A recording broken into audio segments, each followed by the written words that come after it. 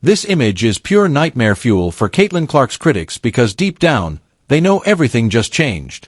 They thought they had her figured out. She was struggling, sidelined, and the Fever were stumbling without her. It looked like Diana Taurasi's reality is coming prediction was finally unfolding. The haters sensed weakness and piled on with their petty shots. But then the Fever shocked everyone with their Commissioner's Cup win, and just like that, the narrative flipped. Especially for ESPN, who completely embarrassed themselves.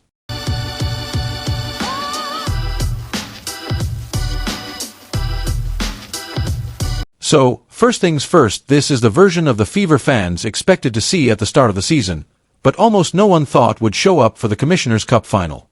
Coming into the year, the Fever were hyped as legit title contenders.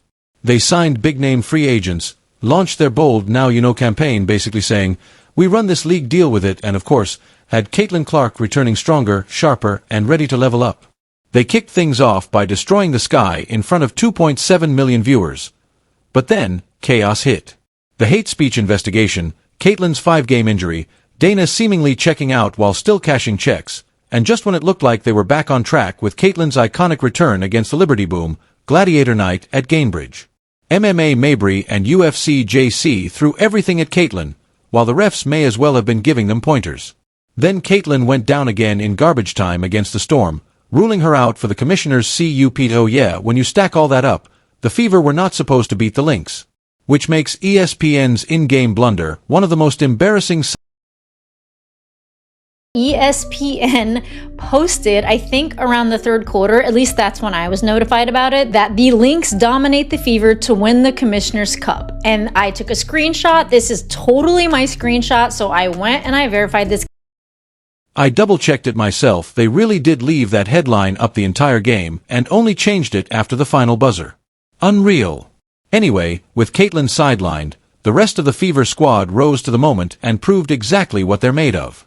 After falling behind early, they ripped off an 18-0 run and never looked back. The team got standout performances across the board, especially from Natasha Howard, who said she wanted to be MVP, and guess what? She went out and made it happen. That S manifestation in full effect. The Fever flipped the script on ESPN with a full-blown Uno reverse. They didn't just beat the Lynx, they dominated them in their own building, all without Caitlin Clark on the floor. And that's what sent the haters into meltdown mode.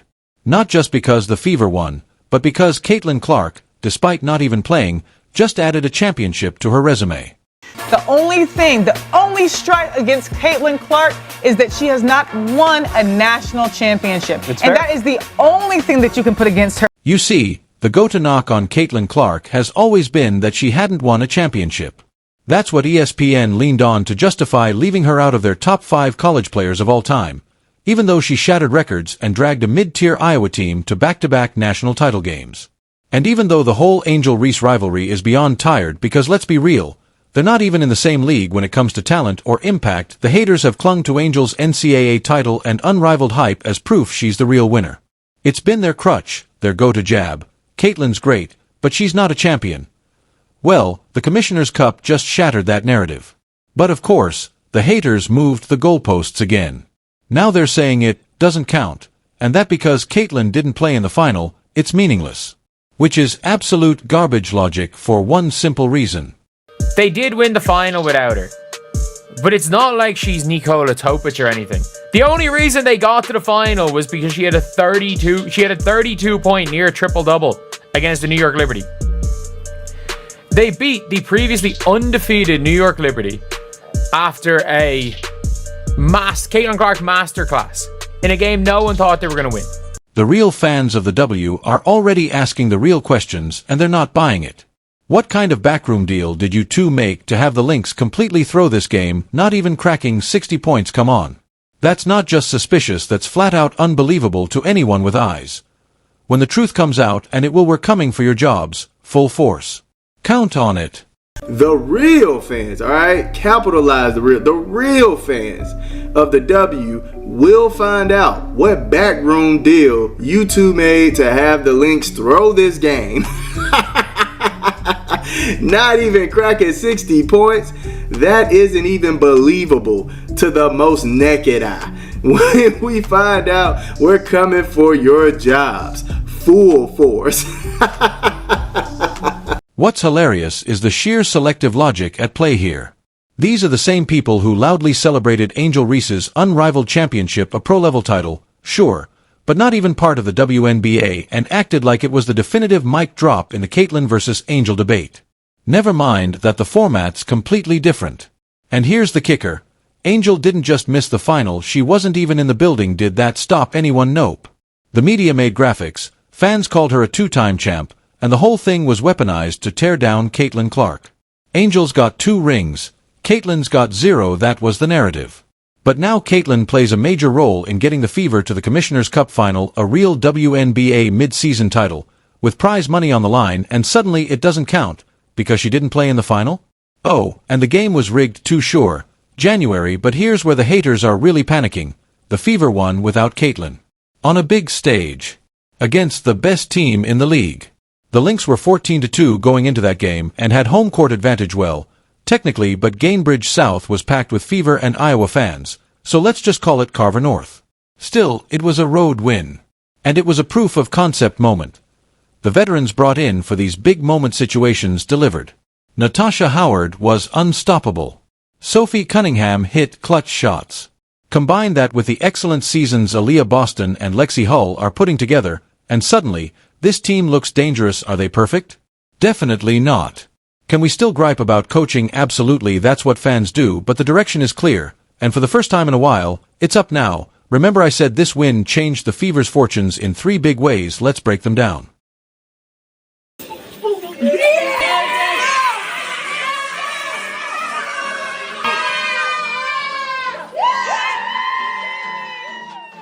First off, this win takes the edge off the entire team.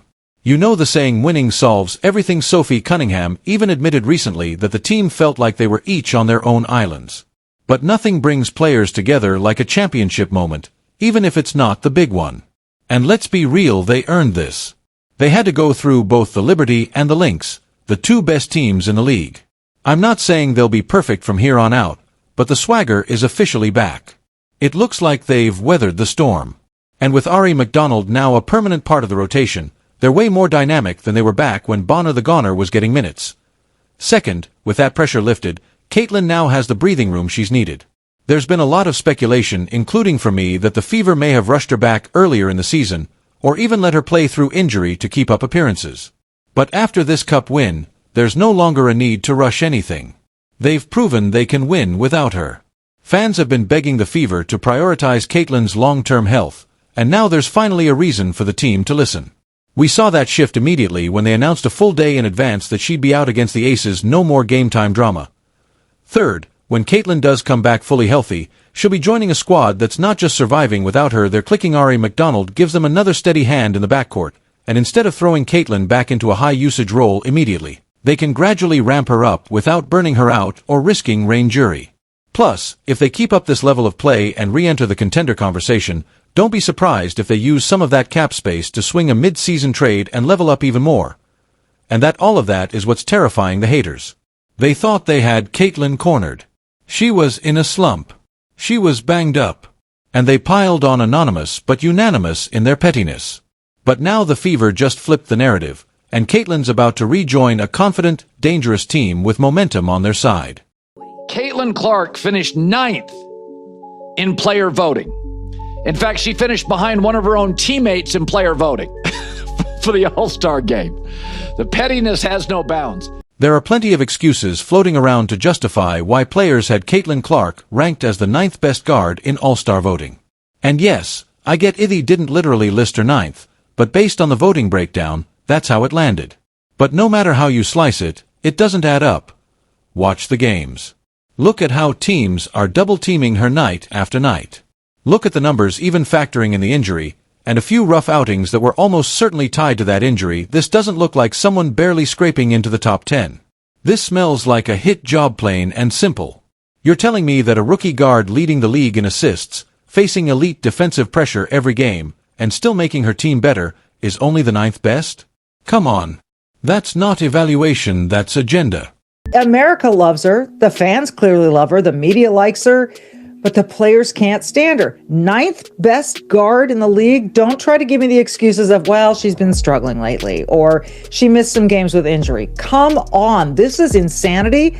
And I think it's an activist vote by the women of the WNBA who simply cannot stand her success. It's so dumb and it's so childish. They were clearly sending a message with that all-star snub, and for a moment, it looked like they had Caitlin Clark on the ropes.